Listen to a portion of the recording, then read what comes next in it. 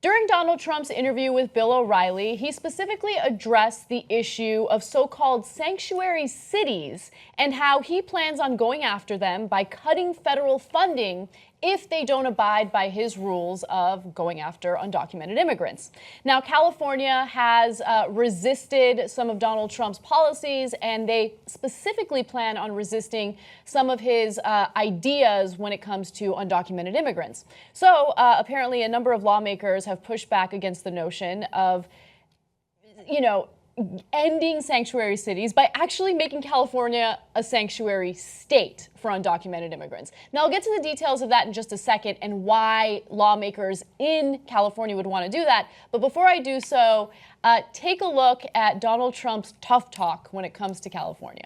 As you know, I'm very much opposed to sanctuary cities. They breed crime. There's a lot of problems.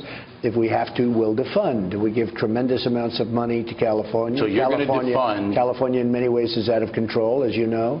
Obviously, the voters agree. Otherwise, they wouldn't have voted for me. So defunding is your weapon of choice. Well, it's a weapon. I don't want to defund a state or a city. I don't want to defund anybody.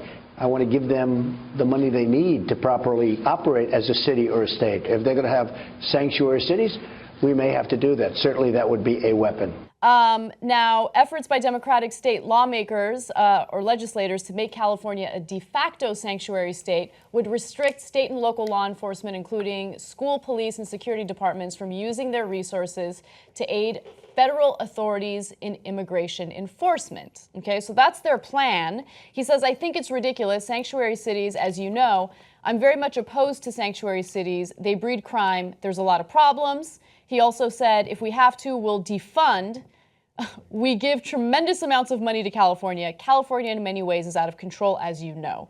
So several lawmakers, including Los Angeles Mayor Eric Garcetti, said, no, we're not going to listen to him. We are going to make this a sanctuary state. And some people might think, isn't that a risky thing to do? I mean, California can't really stand to lose federal funding, and we know that Donald Trump does follow through on some of the crazy things that he promises to do. But the reality is that undocumented immigrants actually play a huge role in the economy here in California. And so the lawmakers are banking on the idea that it would be, against the Constitution for Donald Trump to just pull all federal funding from the state. I don't know whether or not they actually have a leg to stand on when it comes to that claim. But what I do know is if you look at the impact that undocumented immigrants have here in here in California, it's actually pretty significant, okay? So undocumented immigrants in California alone contribute about $181 billion of California's GDP, a figure just about equal to the 2015 GDP for the entire state of Oklahoma, right? So if we aggressively go after undocumented immigrants, it actually could negatively impact the economy here in California. And what people actually don't really realize is that it would impact the economy of the United States as well. And I can get into more details of that in just a second, but go ahead, jump in. I think, and I don't want to give an incorrect estimate here, and I don't know if you have it on your person, but what is it? The federal funding is $68 billion. And I didn't even know that the undocumented immigrants actually contributed. I know that undocumented immigrants contribute heavily to society, and ironically,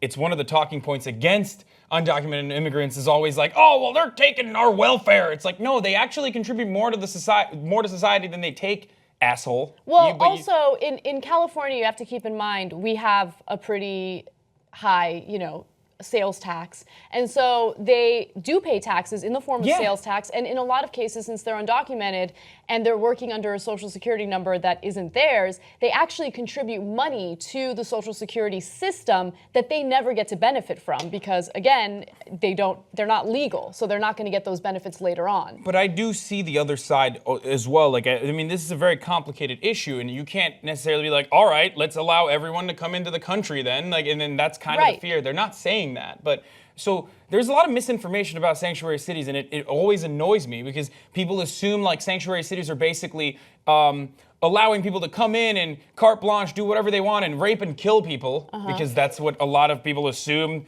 That's what undocumented immigrants are coming here for. They don't really think about why these people are crossing the border through such treacherous conditions to find a better life for themselves, to actually work and become functioning members of society. And that's a good point to bring up, is that when we hear from the other side the negatives about sanctuary cities, it's not about the economic contributions that or not illegal immigrants, but let's say undocumented immigrants are making. What they're talking about is, and what Donald Trump was saying, is crime. And I think an important thing that the right side of the right is going to bring up is the case of Kate Steinle in 2015, which was, she was tragically murdered by an undocumented immigrant, and this happened in San Francisco. It was a sanctuary city. And following this, there were threats, not from the President of the United States, to pull federal funding. So this has happened before. There is a little bit of a precedent. It didn't follow through, but California is familiar with this. And we just need to be aware that this is what the right brings up when they talk about these crime-ridden sanctuary cities. They use cases like Kate's, and it's an opportunistic way to paint an entire population as dangerous murderers in these sanctuary cities. And I like that we're talking about the economic contributions, and sort of let's talk about the entirety of these sanctuary cities and what is going on here. So you bring up a really important point, and I actually do want to touch on what the reality is regarding sanctuary cities and the crime rates in these cities.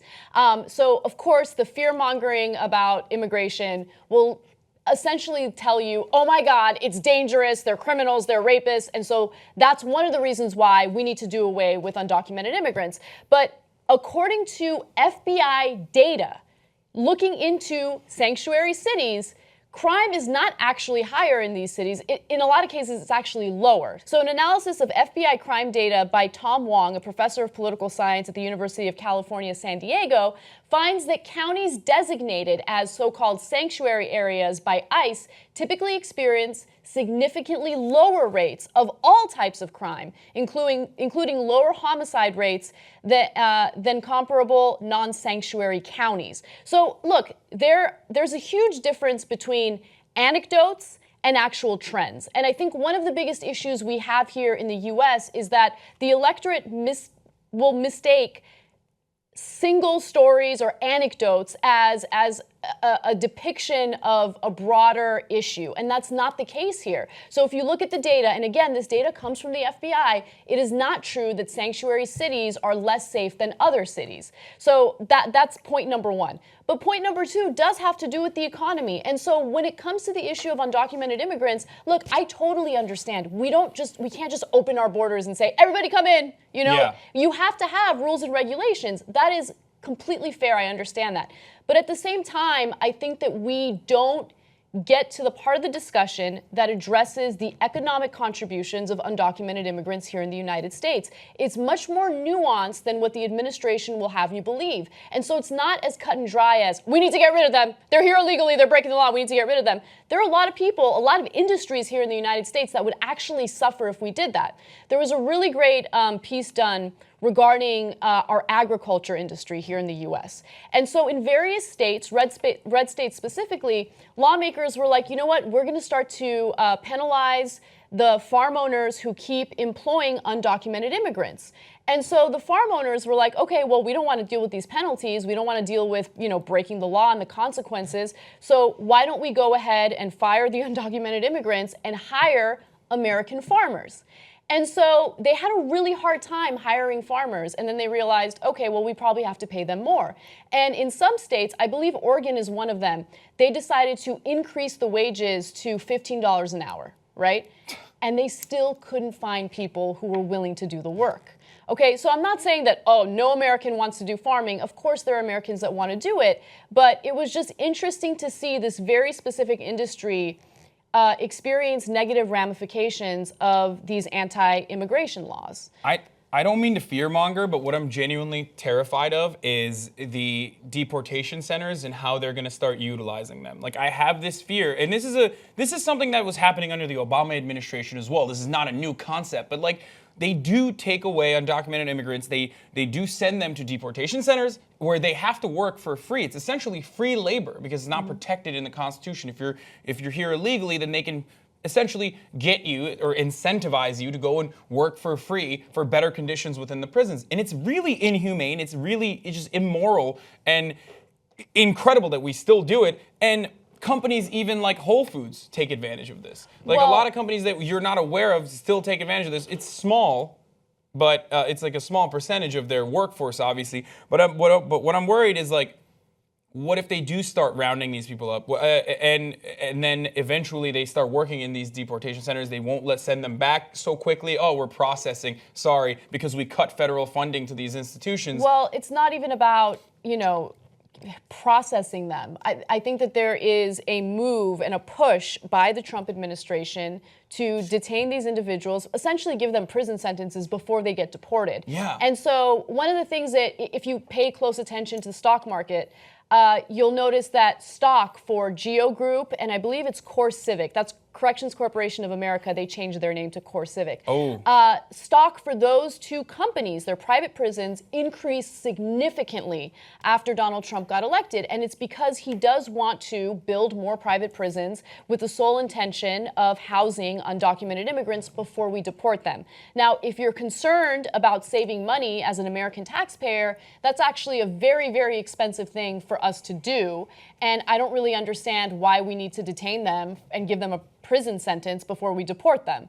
But that is the move that he's making, and the stock market definitely reflects that if you look at how stocks surged for CoreCivic or Civic Core, I don't remember, and Geo Group. CCO was the original name I remember because I covered them extensively. But the other part of this story, there's like, it's just riddled with so much hypocrisy. But the other part of the story is the weaponization of federal funding. It's just every single thing that comes out of Donald Trump's mouth is like dictator 101.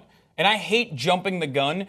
And I've been worried about this for a very long time now because I come from a regime that transitioned from a democracy, from a democratic republic to a transitional authoritarian regime in Turkey. And I see the warning signs. I've seen them from the get-go. And now we're at a point where, I mean, he was talking to a Texas sheriff about the governor at a hearing, and he was like, what's his name? Will ruin his political career. Like, what are you? Who the fuck do you think you are? You can't say shit like that when you're the president. Well, he does, and he gets away with it. And then people laugh in the room. They're like, haha, that's a funny joke. But then we see it's not a joke. Well, yeah, and fortunately, I think the underlying theme here is not California. Jerry Brown in his State of the State was very clear that they are prepared to fight for the Constitution of California, and that they, and I think that that's great. I really think that Jerry Brown is a badass after looking into this. Yeah. I'm very excited to see how he leads our state. If you like this Young Turks video, wait till you get a load of Young Turks membership. So many more shows and no ads at all. Come and see tytnetwork.com/join.